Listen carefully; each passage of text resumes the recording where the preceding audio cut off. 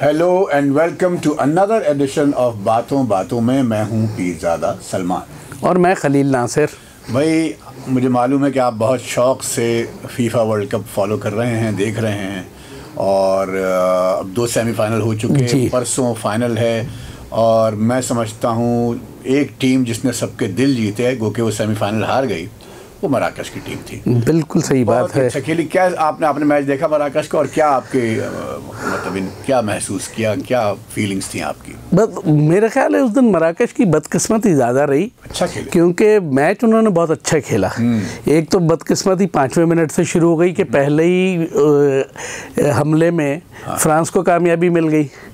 तो लेकिन पहले गोल के बाद जो मराकश का खेल था वो कहीं पर भी दबावा नज़र नहीं आया, और उन्होंने जो है पैर दर पे हमले किए।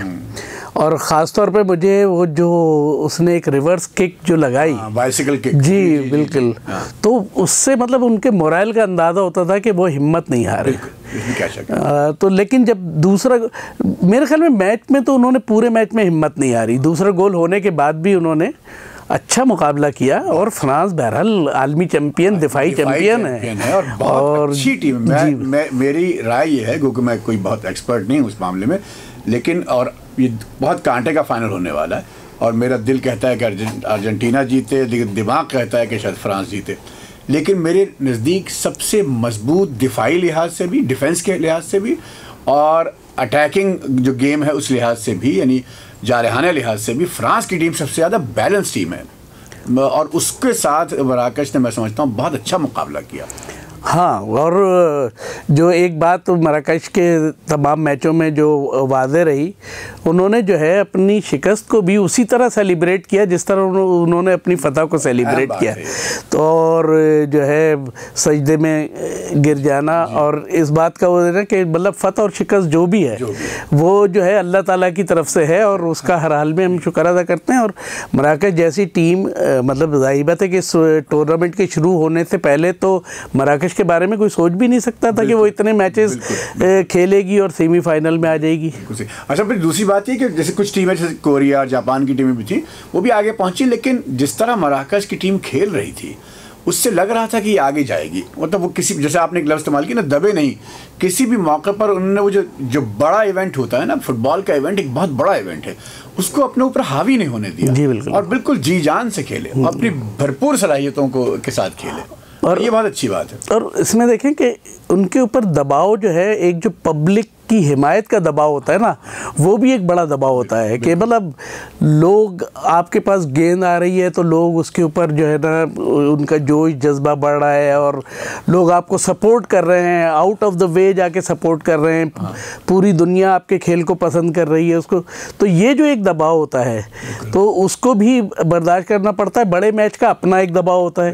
तो बहरहाल मेरी अपनी राय है खलील भाई कि ये जो मराकश की जो शमूलियत है इस दफ़ा इस वर्ल्ड कप में, उसके समाजी असरात भी बहुत अच्छे होंगे आइंदा चल के। अच्छा, दूसरा जो सेमीफाइनल आपने देखा अर्जेंटीना का और क्रोएशिया का, क्या मुझे तो मेसी का वो जो पहला असिस्ट जो था, गोल करवाया उसने नौजवान से, नाम उसका हाँ, उससे जो गोल करवाया, बहुत ही उम्दा गोल था। हाँ, और तो जादूगर है।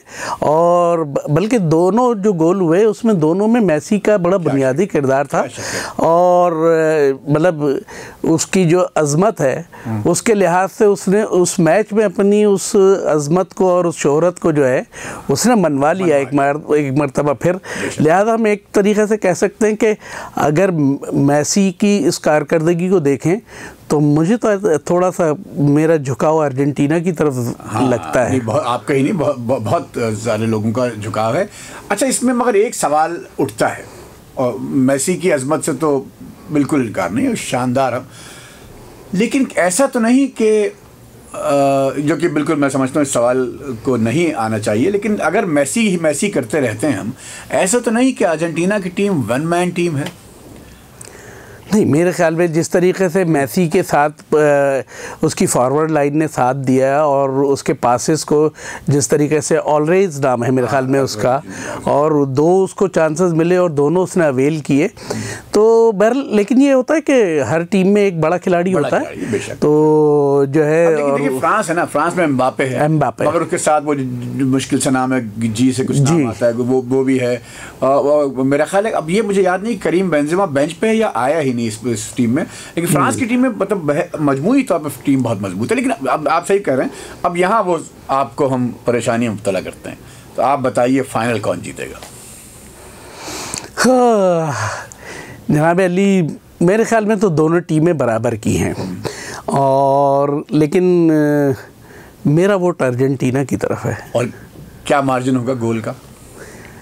मेरे ख्याल में बहुत कम मार्जिन होगा, मतलब यही बस। वैसे भी फुटबॉल में तो इतना मार्जिन होता नहीं है बड़ी टीमों के मैच में, तो वैसे भी बस 2-1, 3-2 बस इसी तरह के। चूँकि आप अर्जेंटीना का नाम ले चुके हैं, तो अब मुझे ज़ाहिर एक मुखालिफत में वोट देना होगा, क्योंकि मैंने कहा ना, मेरा दिल अर्जेंटीना के साथ है, लेकिन दिमाग फ्रांस के बारे में कह रहा है। तो मेरा ख्याल ये है कि फ्रांस ये वर्ल्ड कप 2-1 से जीत जाएगा। ये मैंने एक पेशगोई दी है, पेशगोई हो गई। हाँ। और 2-1 से फ्रांस जीत जाए, अल्लाह करे। ये तो और करील भाई अच्छी बात है, लेकिन कल से एक सहमनाक और दर्दनाक खबर भी गर्दिश में है, और जिसका ताल्लुक़ मेरे और आपके शहर कराची से है। कल एक नौजवान को, और ये वाक़या कोई पहली दफ़ा नहीं हुआ, और ना ही हम पहली दफ़ा उदास हो रहे हैं, लेकिन दिल बहुत दुखता है। और अब मैं सोचता हूँ इसका अंजाम क्या है, ये कब तक ऐसे चलेगा। कल एक नौजवान बिलाल नामी, उसको मोबाइल उससे छीनने की कोशिश की गई, उसने मुज़ाहमत की तो उसको मार दिया गया, कत्ल कर दिया गया। कल से फ़ज़ा बहुत सोगवार है शहर की। ये कैसे देखते हैं आप इस सूरत हाल को? देखिए, ये तो एक बड़ी मतलब कराची शहर के साथ एक दर्दनाक कहानी है। आए दिन मतलब हमारे नौजवान इस तरह जो है कातिलों के रहम करम पर हैं, मामूली से मोबाइल के पीछे। और उस नौजवान ने तो शायद कोई मज़ाहमत भी नहीं की थी, मज़ाहमत भी नहीं की। लेकिन अफसोस इस बात का है कि वो मैंने थोड़ी सी क्लिपिंग देखी है जो CCTV कैमरास की आई है, कि रश वाला इलाका है, लोग खड़े हुए हैं और वहाँ पर एक वारदात हो जाती है। कोई भी आम लोगों में से कोई भी इतनी ज़रूरत नहीं है, या लोग इतने सहम गए हैं और खौफज़दा हो गए हैं कि कोई आदमी जो है वो मज़ाहमत करने के लिए तैयार नहीं है। और जो है यूनिवर्सिटी रोड और NED जो उसका मादरे इल्मी है, उसके सामने ये हो जाता है। दूसरा इसका एक अफसोसनाक पहलू ये है कि आजकल के ज़माने में, ख़ास तौर पे अगर हम पिछले 30-35 साल जो कराची पे गुज़रे हैं उस लिहाज से सोचें कि आजकल के ज़माने में अगर कोई लड़का NED जैसे प्रोफेशनल इदारे में पहुंच जाता है और उसके 3rd ईयर में पहुंच जाता है, तो उसकी अपनी कितनी ख्वाहिशात और कितने उसके जो है ना अरमान होंगे कि मैं इंजीनियर बनूंगा, और उसके माँ बाप के कितने अरमान होंगे, उसके घर वालों के। तो ये बड़ी मतलब दुख का मामला है। और सच्ची बात तो यह है कि कल से मैं ये सोच रहा हूँ कि मैं तो खुद उस रास्ते से गुज़रता हूँ रात 11 बजे, 12 बजे, 1 बजे, तो हादसा तो किसी के साथ भी हो सकता है। लेकिन एक नौजवान मौत जो है ना, बहरहाल ये सबको अफसरदा तो करती है। एक मौत बज़ाहिर ये एक मौत है, लेकिन और ये घिसी पिटी सी बात भी अब तो लगती है, इतना कुछ हो चुका है कराची में कि एक मौत से एक पूरा घराना इफ़ेक्ट होता है। उसके माँ बाप होंगे, उसके बहन भाई होंगे, दोस्त होंगे, उसका एक मुस्तकबिल था। न जाने वो इस मुल्क के लिए, इस माशरे के लिए क्या कमाल कर देता वो लड़का। एक नौजवान, एक रोशन चेहरा। ये वो इदारे जो कानून जिनका काम कानून पे अमल कराना है, मैं नहीं समझ पा रहा कि ये सिलसिला कैसे रुकेगा, कौन रोकेगा इसको। किसी पर अब हम एतमाद ही नहीं कर सकते। ये कहाँ ख़त्म होगी ये कहानी जाके, अगर इसी तरह नौजवान मरते रहे हमारे माशरे में, और इतनी सफाकी और बेदर्दी से। मतलब मौत तो खैर वैसे भी किसी तौर पे भी आए, लेकिन एक जवान मौत और इस तरह, ये तो कहाँ। मैं तो कभी मेरे पास तो अल्फाज नहीं होते कि अब ये कैसे इस बारे में क्या बात की जाए और कैसे की जाए, और इसका कोई हल नज़र नहीं आता है। देखिए, असल में मामला ये है कि हमारे इदारे बयानात देने की हद तक तो बड़े बड़े बयानात दे देते हैं। और इस केस में भी उन्होंने एक रिवायती आज आ गया है कि जी वो एक जो है ना किसी गैर मुल्की को जो है उन्होंने जो सेटल्ड हैं कराची में गैर मुल्की बहुत सारे, तो उन्होंने जो है ना उसको गिरफ़्तार किया है। लेकिन ये सारी बाद में कहानियाँ ही निकलती हैं, कभी भी ऐसे किसी केस का कोई फ़ैसला होता हुआ नज़र नहीं आया। तो असल में हमारा जो पूरा निज़ाम है उसको एक दफ़ा मतलब मगर ये कहे ओवरहॉल अगर करेगा तो कौन करेगा, घंटी कौन बांधेगा। मतलब पुलिस अगर नाकाम थी तो रेंजर्स को बुला लिया गया। पिछले 15-20 साल से अब रेंजर्स कराची में है, जब उसकी मुद्दत ख़त्म होने वाली होती है तो फिर उसकी मुद्दत बढ़ा दी जाती है। लेकिन जो अमन व अमान की सूरत हाल है, जो शहरियों के जो जान और माल का तहफ़्फ़ुज़ है, उसको तो ख़तरात पहले से ज़्यादा दो चंद हो गए हैं और ये वाक़यात बढ़ते चले जा रहे हैं।